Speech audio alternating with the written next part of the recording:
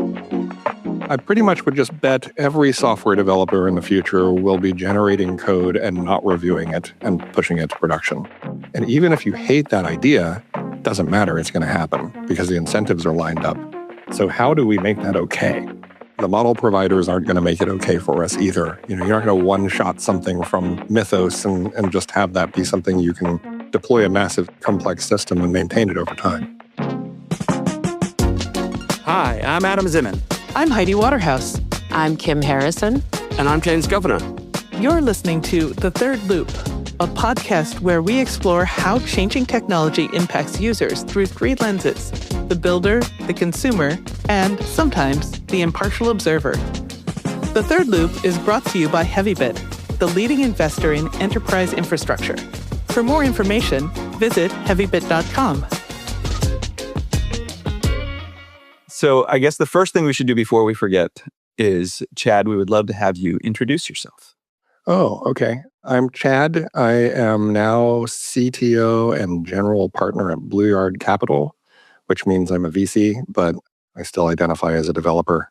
I have been developing software for 35-ish years, written some books and spoken at some conferences and stuff like that. I live in Arkansas. I play jazz saxophone. I don't do any of these things in Arkansas, though, because no one does them here. So I sort of am professionally based in New York for both music and tech. And I'm currently writing a book for O'Reilly called Regenerative Software, which is the name that makes more sense than the Phoenix architecture, which is this blog post series I've been writing that is sort of the topic of conversation today. Excellent. So we all went and read that. And then, of course, we're going to make you explain it anyway for our audience. But it was super interesting. And one of the things that I thought was like, many of these ideas have been around for a long time, but applying them to AI makes a lot of sense.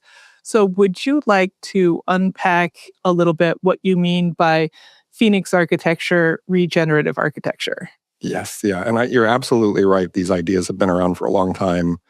And at risk of not answering your question quite yet, it all came from a bunch of crazy architectural stuff that I've been doing for almost 20 years. And I say almost 20 years because I actually remember the origin of this weird line of thinking this path I've been on. But you're right, it's all architectural ideas around change. So I'll just tell the story. I was in a car with Corey Haynes, who was well known in the software craftsmanship world at that time. And I was going to be speaking at a conference in Sweden like a month later. And we were talking about legacy software and the fact that the word legacy is maligned in our industry. But in other industries, it is not. It's like positive, or other walks of life or whatever, And I'm a musician, as I mentioned.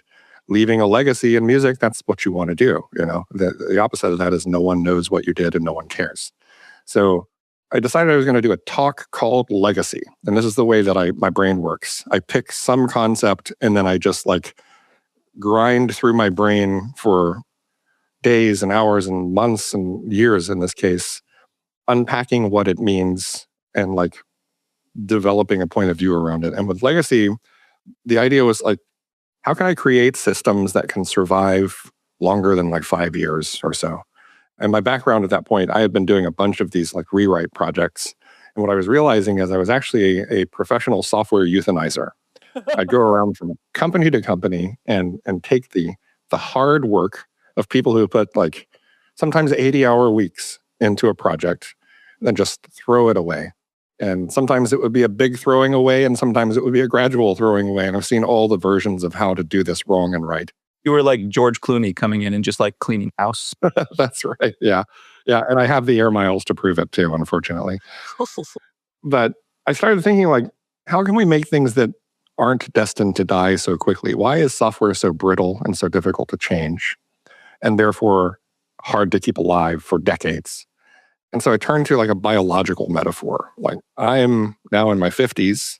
I don't really deserve to be here. If you look at the maintenance I've been doing on this particular biological system, it's not very well cared for, relatively speaking, but yet I persist.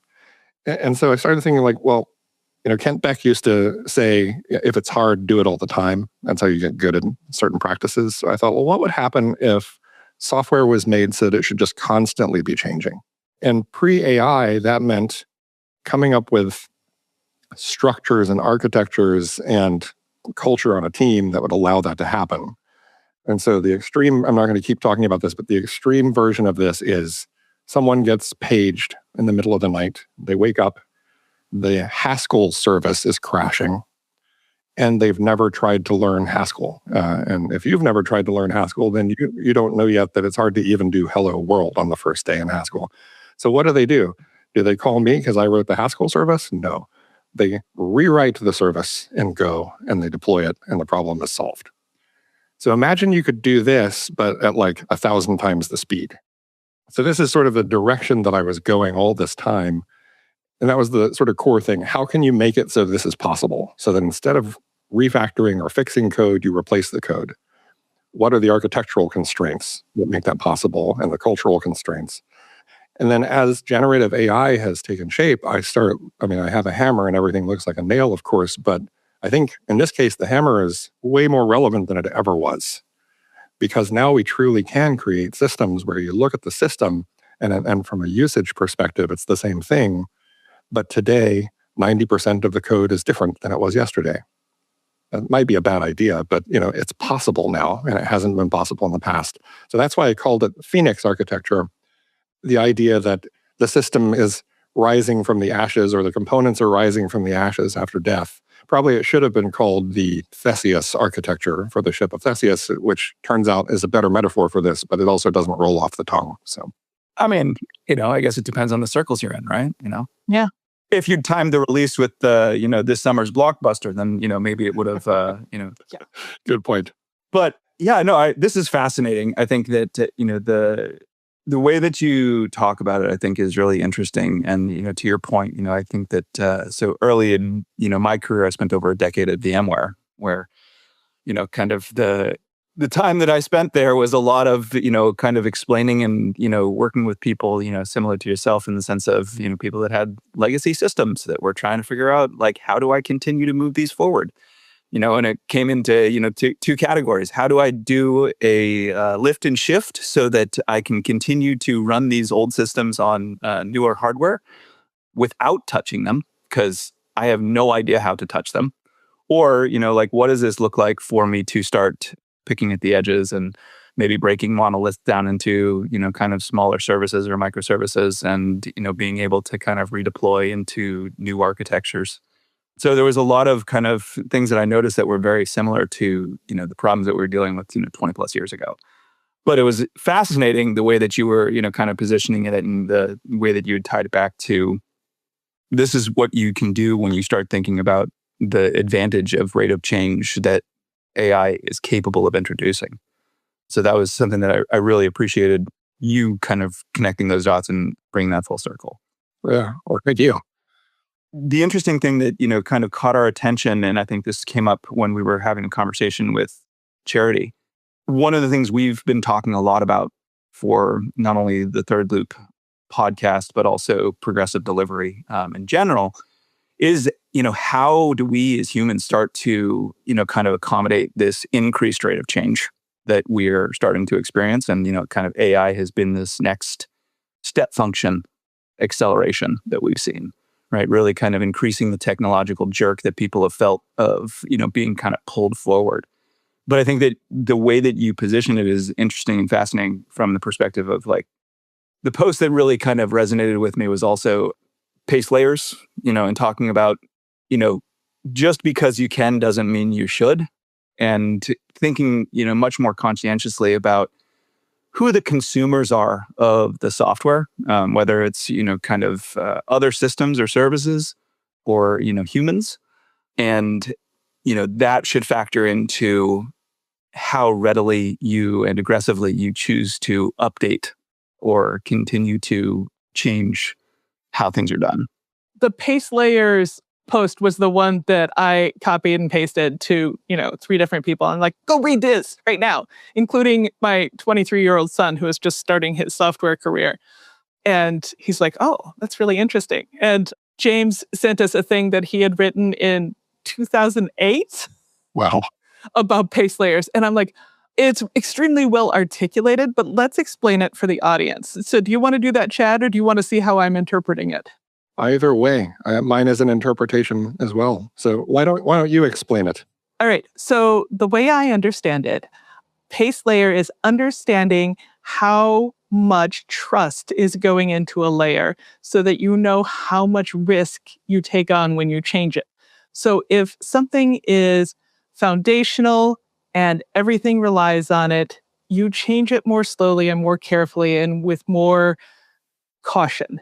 And if something is high level, close to the customer, or otherwise consumed ephemerally, you can change it pretty much as fast as you can change it, because that's the moment where things don't need to be as trustworthy because they are shorter lived.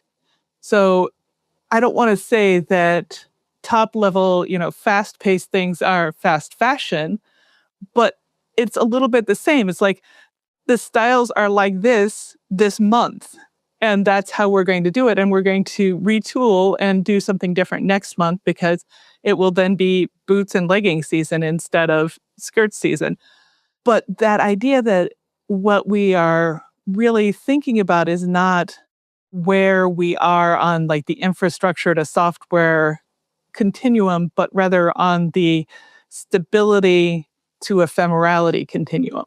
Yeah. Yeah, you did a much better job explaining it than I would have, and gave me new ways to think about it too. I love the fast fashion thing, and it sort of is, Mm-hmm. I like that a lot better than the cattle idea too. I never liked that metaphor. It's just not nice.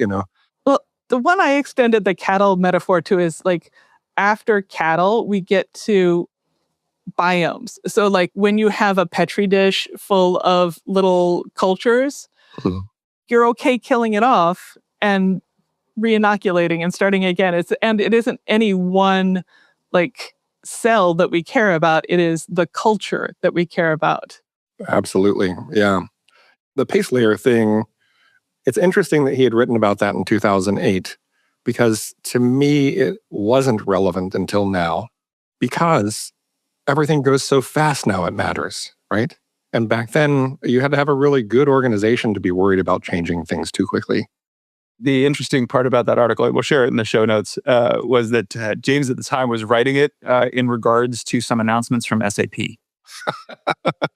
Okay, very interesting. I need to read this. Yeah. So, thinking about it in the context of, like they were, like at the time, SAP was starting to talk about, they were doing some of their push into the cloud, and they were starting to talk about, hey, look, you can make changes faster, at this higher level with this abstraction layer. But, under the covers, we'll still keep things consistent and capable of managing all of your, physical manufacturing equipment. Uh-huh. So it was the rates of change in terms of like cycles per month were significantly different than what we're dealing with now. But it's funny because like this was one of the things that we encountered when we were writing Progressive Delivery, was one of the books that we found to be kind of the greatest echo of what we were encountering in writing was actually a book called Future Shock that was written back in the 60s.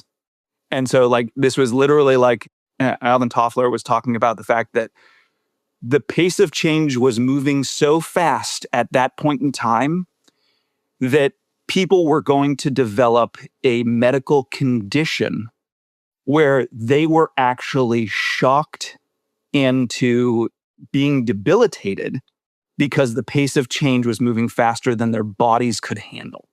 Their bodies. Wow. Yes. Yeah, it was sort of like the proto jet lag. Like in 68, you could definitely get jet lag, but not the same way you can now because it took most of the day to cross the country. But like this was the thing is that, this was one of the things that we learned from our publisher at the time, or one of our editors, was that she's like, early on when we were, starting, the process with them, she's like, I just want to, kind of let you all know that as you continue through this, process of, editing and, doing the research that you need to for your book, there's a strong likelihood that you're going to get to a point where you throw your hands up and you say, this has all been written before. And she said, I just want you to know that that's going to happen and don't be discouraged, because just because it's all been written before doesn't mean that a retelling isn't worthwhile. Yeah. And I think that this was something that we, kind of took to heart, because truly, like, the more we kind of dug into the ideas we were trying to express and the ways that we were trying to bring them forward, we found increasing number of examples that we were able to draw upon and build upon that had been written before. But that doesn't mean it's not valuable. And like, to that point, look, I really appreciated your posts, or have been appreciating your posts, with the kind of Phoenix architecture, because I think you're making the connections and you're verbalizing the connections in a way that is very, relatable. And so I do appreciate that. I hope so. Yeah, I appreciate you saying that. Like, I'm definitely just extending stuff that we've all been talking about forever and pattern matching. And, maybe this is me just my hopium or whatever, but I think I'm discovering that there is a place for us old people too, who've done a bunch of stuff, even in this world where the models can do everything. And so I've started thinking about this in terms of just like, well, a few things will happen. One, like a few years ago, I was thinking, I bet at some point I'll be able to use this stuff to create actual code that I'm going to deploy to production. Like that was a weird sounding thing to say 4 years ago. And then it was like, I bet someday I'll be able to generate code and not look at it and deploy it to production. And now this year, I pretty much would just bet every software developer in the future will be generating code and not reviewing it and pushing it to production. And even if you hate that idea, doesn't matter, it's going to happen because the incentives are lined up. So how do we make that okay? Because it is going to happen. Right now, it's not okay. And the model providers aren't going to make it okay for us either. You're not going to one-shot something from Mythos and just have that be something you can deploy a massive complex system and maintain it over time. So I've got, would love to dig into this a little bit with you, because especially now knowing a little bit more about your background and, kind of this, traveling euthanizer of software. I think that I have worked with a lot of large, we call them enterprise when we want to be, positive, right? Companies, but that have, legacy systems. And, I look at the trend of how long it's taken some of these organizations to adopt newer frameworks, newer technologies, like even just, kind of moving any workloads to the cloud or a cloud-like environment that they would run themselves. When you look at, this change, this next trend, like, are you starting to see, are you having conversations with people that you are surprised to see them moving faster than you would have expected? Because I think that this is where I'm trying to like read the tea leaves a little bit of like, is this going to be a storm that folks can weather like they did with the move to, cloud computing? Or is this going to be something that, no, this is a trend that you're going to just cut left behind and start to experience, customer loss or, serious problems? Career loss. Yeah. I think it is that. I think you're screwed if you don't jump on this as a software developer. And I think you're irresponsible if you don't jump on it because you're getting paid. Imagine you could work 5 times more effectively today, forget about AI, than you do. And everyone around you is working at that level of effectiveness. But you're like, I don't like to do it like that. So I'm going to do 1/5 of what you guys can do. And that's your choice. And maybe you have a moral objection to how they work, based on some random thing. I don't know. I mean, I think that there's also, the counterexample would be you look at things like supercars, in the sense that like you look at a Bugatti or a Ferrari and, they will intentionally produce a limited number of vehicles, on an annual basis, charging a premium for their brand and, exquisite craftsmanship. Do you think that there's a place for that in the world of software or? No, I don't. Okay. Because I think they could make supercars. Well, there's a bunch of automation that actually happens in the creation of supercars. Right? Completely. I'm not talking about their software. Yeah. No, I don't even mean software. I just mean the consumer of the car doesn't care that it was handcrafted. They might care that some pieces are. You buy a Ferrari, there's some handcrafted stuff inside. But these consumers, they care about the actual performance and the usefulness of the car for what it's supposed to be. which I presume is Oh, no, it's a Veblen good. what's that? It's a Veblen good. It's valuable because it's expensive. Like, Yes, yeah. But I mean, these cars also, people who are race car drivers use them because they're good at that too. yes. I don't have these cars and I don't care about them, but I don't think software works this way unless what we're assuming is that software is just going to be auto-generated junk where no one even cares what the user interface is as long as it works. Then yes, there would be a place for an artisan. But I don't think the separation of like artisanal software versus mass-produced software is whether or not it was AI generated. It's still about the human and how they direct the process, apply taste, apply architecture, etc. And then like the one thing I don't want to forget to say is you're talking about people moving like to the cloud and whether or not they got left behind and a bunch of people didn't because organization moves so slowly. Now I think is very different because on one end, the incentives to move to the cloud, there were competing forces, especially in large enterprises. A massive competing force is just the gravity of data and critical systems and moving things. So the default is no. When you move, you save money, you have a more modern environment, you can go faster, blah, blah, blah. We know this, right? The incentives now are just, there isn't one actually, other than fear to avoid this new wave. It's just fear. Because in terms of what we are supposed to be doing when we create software, if we can do it 1,000 times faster, then we must do it 1,000 times faster. Otherwise, it just doesn't make any sense. Like there is not an excuse. And I see all your faces like, surely that's not necessarily true. And I might be wrong, but I don't think that it's wrong. I think that that where some of our kind of hesitation or some of our pushback would be, I think, is a topic that we've talked a lot about is the fact that there's a certain aspect of knowing what good looks like that a senior engineer brings to the experience of working with AI that is difficult to clearly articulate and clearly teach. And I think that that's where things start to kind of get complicated, right? Where this idea of moving 1,000 times faster, you end up, if you have no, concept of taste, that it's like bad automation, right? In the sense that like, yes, I can make mistakes 1,000 times faster. Yeah.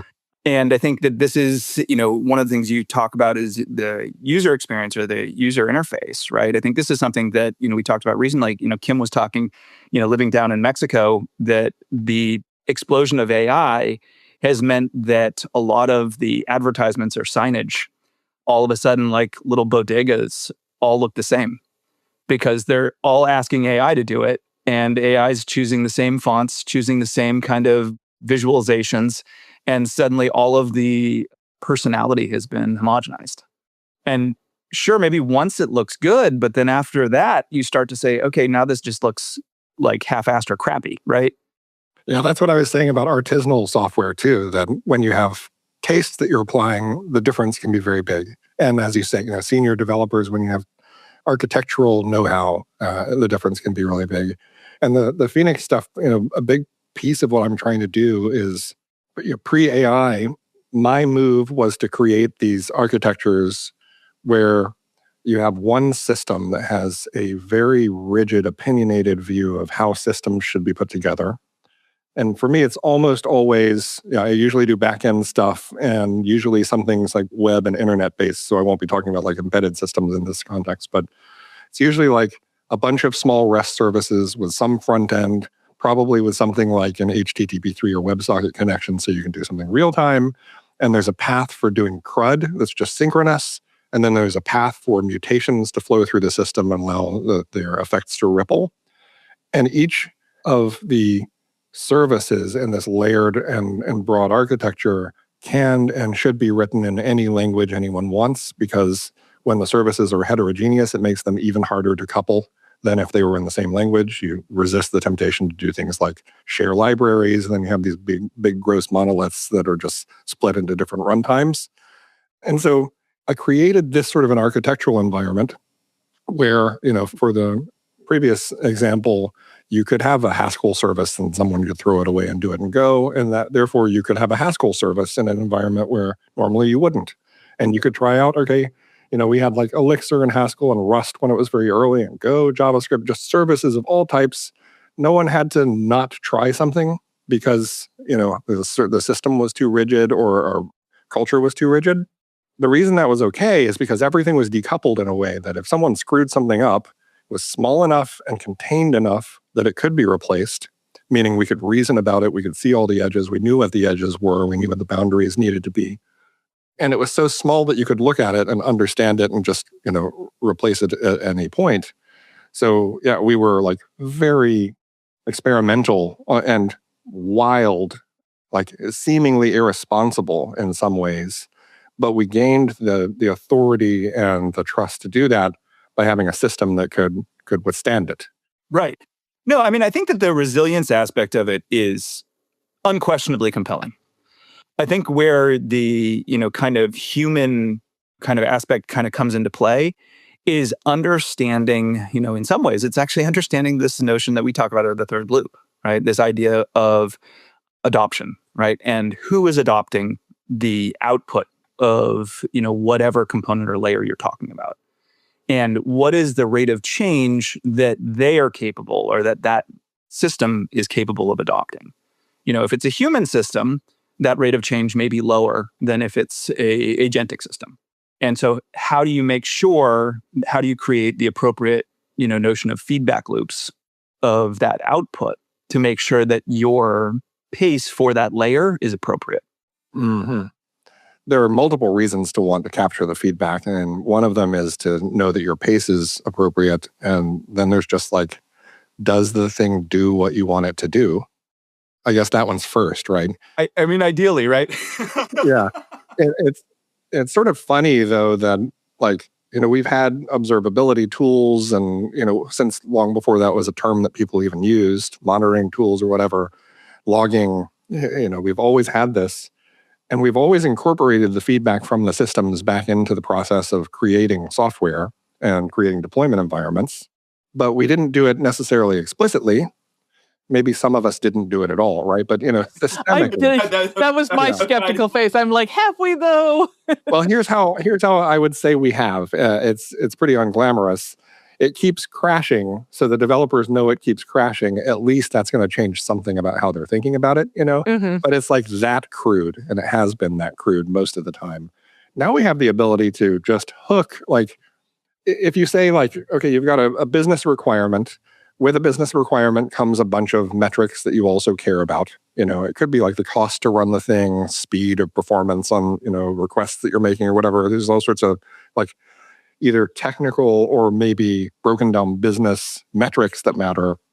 These things are measurable, right? So if you could just always measure all the things that are captured as requirements and then make sure that they're being logged in a way that's usable so that it can be fed back into the beginning of the process. In this AI world, the generator could then say, well, it looks like this system is almost too expensive to run based on what we budgeted. And so we probably need to rewrite it in Rust from Python because we can speed it up now. So let's go ahead and do that and deploy it. Oh, good, it's cheaper. We can remove some server instances now. This sort of thing could be possible, and it could happen overnight. No one even knows that it's happening because the feedback flows through. The other thing about feedback, though, is like some of the consumers are humans and they're looking at user interfaces. That's a little bit harder to flow automatically through. It's also something that shouldn't happen as frequently and probably worth kind of looping back to the pace layer thing.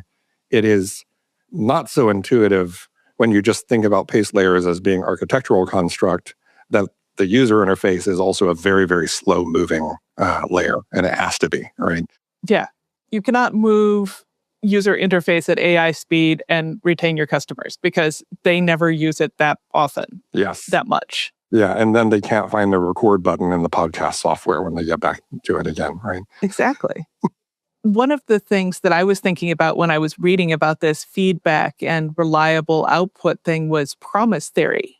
And the way that we keep coming back to, I promise that this tool will output this way. I don't care what happens under the hood. It's a microservice. It's a, I don't care what it even is. I just need it to have this kind of output.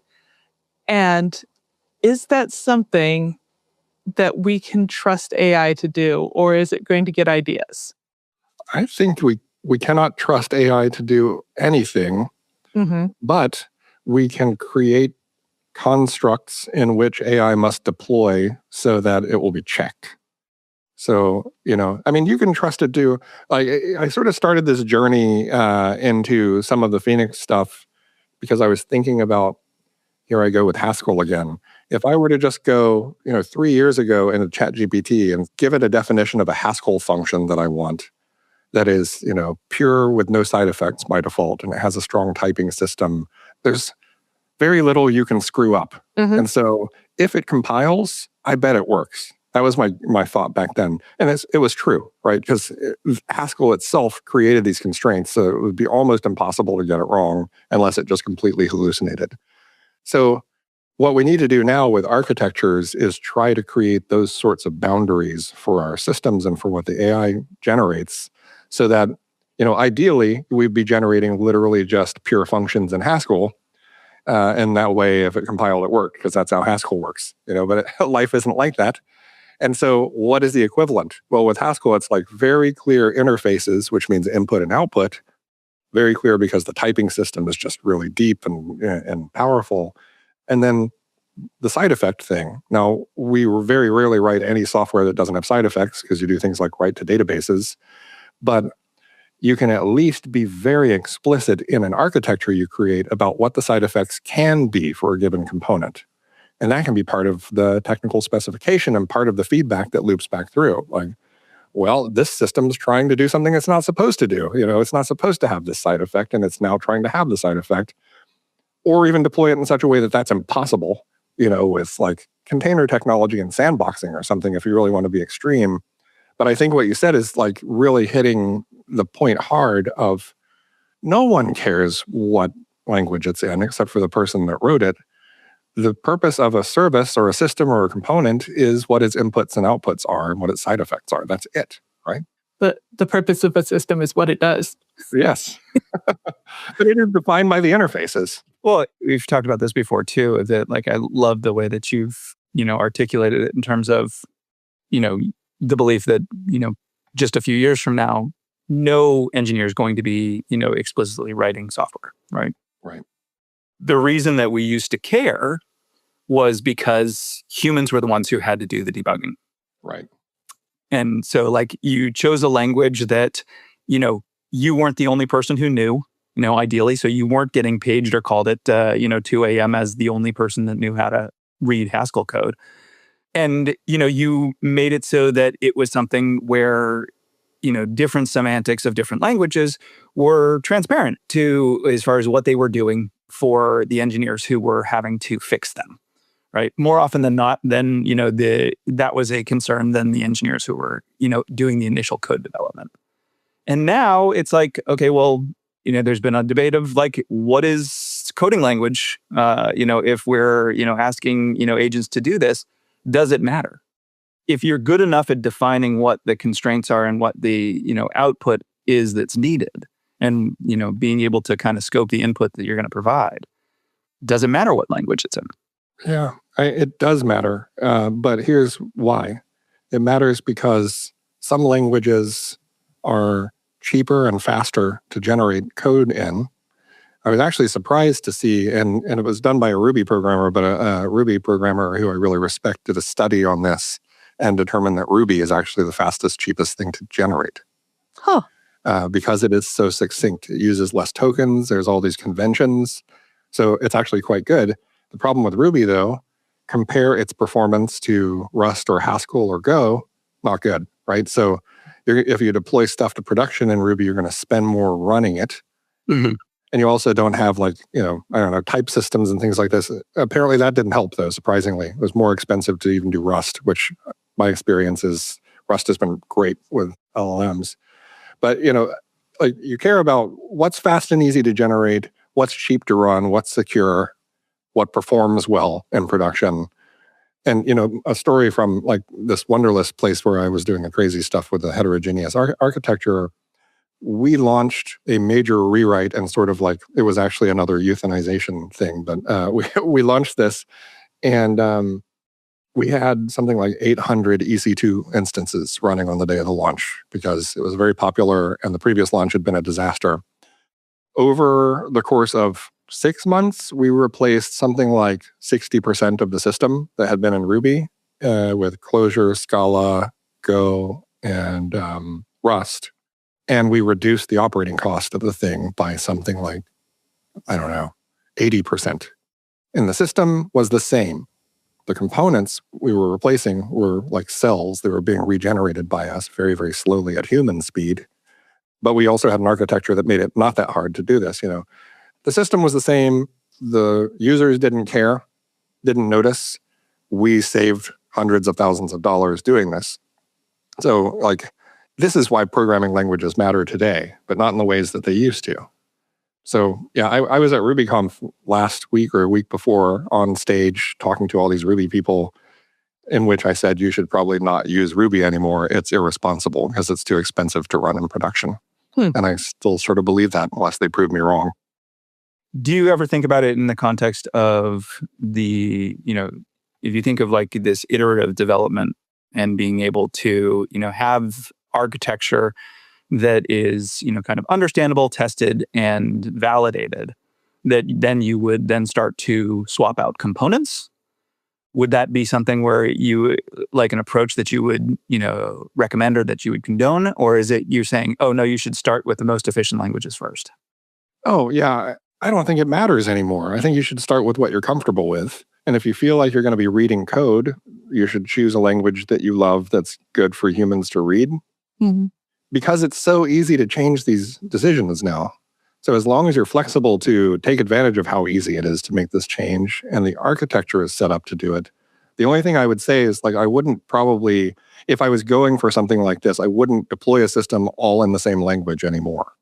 Because each language has strengths and sometimes you need actual mathematical handling. And yes, and I also want to make sure my system doesn't depend on everything being in the same language. If you've got one thing in a JVM and one thing on like Go or Rust or something, they won't talk to each other through a common serialization format of the VM, for example. So you won't have that coupling. You have to build how they talk to each other. Is that almost a security factor? Is okay, I really want you to be separated so you cannot speak the same language? Yes. Okay, that's interesting. Well, it's security, and then it's everything about decoupling. But security is a big part of it, right? Well, it's like all of a sudden, if you have them all in the same language, even if it's, inadvertent, you end up in the situation where you could have dependencies that span across services or domains that you didn't even know about or plan for. Exactly. Yeah. So it's always about dependencies and knowing what they are and removing them when they don't need to be there so that everything is as decoupled as makes sense for the given environment. Also, from a security perspective, this idea of disposable software is very similar to immutable infrastructure, where there was a time we liked to have servers running for years. If you could do that, with all the patches up to date, that's not good. And a Linux server sitting on the internet for years is almost definitely hacked somehow. It's got something going on. So how long is it okay to have a Linux server running on the internet without taking it down or updating or whatever? Yeah. Maybe an hour is a good answer to that. I don't know. There was a time that sounded crazy. But that was another thing we did back, 15 years ago or whatever, before this was normal, is to do this immutable infrastructure thing where the services or the servers were like cells that were being regenerated as well. And we started to get this feeling if the servers are too old, then this is a brittle part of the system and it might be unhealthy. Mm-hmm. So the healthy thing to do is to always have them cycling, because it means you always have a fresh image. No one's tampered with it unless they got into the image or whatever. And I think software can be the same way, that the longer it sits around, the scarier it is, the more risky it is to touch it. Mm-hmm. So if we can make it so that we can just have it always be fresh, within reason, we have a better sort of steady state of constant change that's easier to progress forward with. Yeah, no, I mean, I think that the crucial, kind of caveat to that is exactly what you've stated in, some of your posts, is that you need to make sure that you have an underlying architecture that is capable of supporting that from a resilience perspective, right? And making sure. So I guess on that point, though, how do you think about that notion of architectural design and scoping in the context of I'm asking AI to build a system for me? When you're starting on some of these systems or in your, kind of exploration, have you ever tried to work with an AI to build the architecture? Or is it something where you're doing that and then, you're kind of just saying, oh, I'm going to then, prompt the LLM with the component or the kind of boundary scope that I have determined for this piece? Yeah, I work with the AI to build the architecture, but I am very opinionated. So, I could almost say I do the architecture and leave AI out of it to answer the question. But the truth is, I don't leave AI out of much that I work on these days. And I like it to fill in the gaps because it's going to do a better job than me by myself if it's me and the AI, usually. So you use it for interrogation. And even just coming up with ideas, like I like to put the broad sort of thing forward and then have it give me ideas because, it knows more about the state of the art than I do. Obviously, like whatever last scraping happened, it can find the latest thing. Now it can search the web. And so I think it would be silly for me to think that I know how to make the perfect architecture. What I know is the constraints and the sort of direction that I want. And it's all about decoupling, right? And then I let the AIs help me figure that out. Now, one thing I'm doing is I have a reference implementation of the Phoenix architecture that's in my GitHub, Chad/Phoenix, pretty easy to remember. And there I have built a really intricate system that is literally a codification of everything I'm writing in this blog series and the book, testing out some ideas. It doesn't work very well yet. Parts of it do. But the thing that I've noticed is, one of the common objections when I start talking about throwing away, the code doesn't matter. The system is the asset. The code is just the implementation, the liability. You can replace it all the time is like the usual question about, well, if you have fully specified the system such that it can be safely regenerated, you're therefore creating a programming language for the specs, or you're using a language that's not as good as code. So WTF, Mm-hmm. My answer to that is I don't have to write all the specs either. In the same way that I don't have to create the architecture down to the detail, I can work with AIs to figure out how to make the best specs. Mm-hmm. In a legacy system, part of it can be from hooking in the observability stuff and getting the logs and seeing what's actually happening. It could then say, I think this is the specs for the system. Are these good? No, this actually isn't good. It's not behaving the way I want, Mm-hmm. I think of every layer of code generation as being this potentially additive set of processes that can run that are both human and computer. And the computer stuff might be AI. Where imagine you have 1,000 experts in different fields of study that can scrutinize every specification you write and also understands how systems work and how user behavior works given performance on the internet, like the old e-commerce stuff. Like we have all these sort of conventional ideas about how fast pages need to load so people don't abandon their carts. Mm-hmm. The systems know all this stuff. We don't have to know it anymore. So we can create specifications that are kind of dumb and allow them to be evolved over time with the systems helping us, with the feedback from production, editing the specs, and then just regenerating the code to meet the specs over time. And it's a living thing. It always will be anyway, even if we didn't have AI, Mm-hmm. So I have a question. We've talked a lot about why we need people with experience and, tastemakers, people who understand what good looks like. What would you say to young people who are either they're young in years or young in experience, but becoming new baby software developers who want to enter this field? How should they be thinking about this? What should they learn and focus on? Yeah, it's such a good question and such a hard one to answer, especially as someone who is not young now. If I go back to when I started in the 90s, I had a mentor that gave me advice that was not specifically about how I would write my code at the time. It was system level stuff. It was like, well, what this specific person told me was learn Perl as one thing, learn Novell NetWare, because specifically it had this really amazing directory service, which, was like closely related to LDAP and shaped a whole bunch of things that happened afterward. And then learn another programming language that's not like Perl. And he was trying to prepare me to be a system administrator, but the advice really drove me into my software career perfectly. And none of it was about how to actually write code. It was about the sort of major conceptual areas that he thought I should be thinking about. And I always thought about it as like the, World of Warcraft, like skill tree kind of idea, where you've got 3 different areas and you're advancing up and you get to decide how fast you go up on each and, diversify your build or whatever. I think that's still exactly the same, actually. Like, I would tell someone, I don't know what the exact things are, but I would say, like, you have to just fully embrace AI because that's how you write software now. Just like when I got excited about dynamic languages in the year 2000 and everyone thought that was crazy.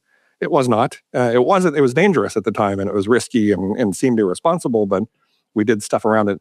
But I think it's like that. Like before that, maybe you would have been writing C and you would have been thinking about pointers and memory. And then if you started writing code in 2000, you didn't have to do all that. Still the same job, right? So, it's like you use software. Probably there's something about functional programming, like actually spend some time with a great functional programming language as an area of study, because I think that shapes how people think about systems. And then, like, I don't know, I would want people to do things like run massive load tests and crash the software they're writing as part of how they learn, or put it in production and be on call. I mean, that's the best way. Like, you will go from junior programmer to senior programmer by being on call when things have crashed and you're up for 3 nights in a row and no one has slept and the system has been down the whole time. And there's one person who really, really knows how to do it. And then there's also you. I don't think the story is any different than it ever has been, except you can go faster. Like, imagine, I don't know if any of you are on call now. I haven't been in years. I kind of am desperate to get in a situation where I am, because I would feel like a superhero now, because I still have the things that I know from these experiences in the past, but I don't need to know all the details, and I don't need to remember, like, what are the switches for TCP dump on this version of Linux, or BSD versus Linux or whatever. But I think it's no different. I guess that's the thing. It's no different, but you just spend less time in minutia and probably almost 0 time talking about how to do like object-oriented design well, but more talking about maybe systems the way you normally would have been talking about objects, systems the way you normally would have been talking about code. We now have this level of malleability and productivity that maybe that's what programming looks like, is actually doing architecture in real time and seeing what the ramifications are of the different choices you make. So we just keep climbing up the abstraction stack. Yeah, as we always have been, And it is a little bit of a cop-out that I have made to say that we're just raised the level of abstraction again. Like, we've got a JVM now, we've got object orientation. The only reason it's a bit too far is because this is not deterministic, whereas all these other things in the past have been. But the truth is, like, massively outsourced, low-cost software development is also non-deterministic. Slow and expensive. Well, I mean, I think that, this is the thing that, we were talking with Charity recently, and, she pointed out that a lot of software developers think that their code is deterministic until it goes into production. Yeah. And then production tells you what your code actually does. Yeah, exactly. Exactly. Well, I think that, this has been a phenomenal conversation. Really enjoyed it. Me too. Chad, thank you so much for joining us. Kim, I think you have one final question. Yes, we like to ask everybody, and we're especially curious to hear what you might have to say. Who else should we be talking to? Well, my default would be Charity, but that's how I got in touch with you. Yeah. There is a person named Brian Helmkamp who's building something called Fabro. It's fabro.sh. He was the creator of Code Climate, the code quality service. Oh, okay. He was the founder of that. Now he's working on Fabro. And Fabro is a remarkable system for orchestrating work in this new world with huge ramifications. As I just talked to him yesterday, and as he's building it out, I think the surface area that he's uncovering that needs to change and will change with agentic development all the way from developed to managed deployed services is really fascinating. So I would say Brian Helmkamp's the person. Awesome. Thank you so much. We really appreciated this talk. And when is your book coming? Do we know yet? Or are you still in the throes of writing? I just got an email right before this started saying, let's prepare for early access release. So I think probably within the next few weeks, you can look at the first few chapters. Ooh, exciting. Well, we'd love a copy. You will absolutely get copies, yes. Excellent. Well, thank you so much, Chad. Thank you. It's fun. That's all we have time for today. Thanks for tuning in to this episode of The Third Loop. The Third Loop is brought to you by Heavybit, the leading investor in enterprise infrastructure. For more information, visit heavybit.com.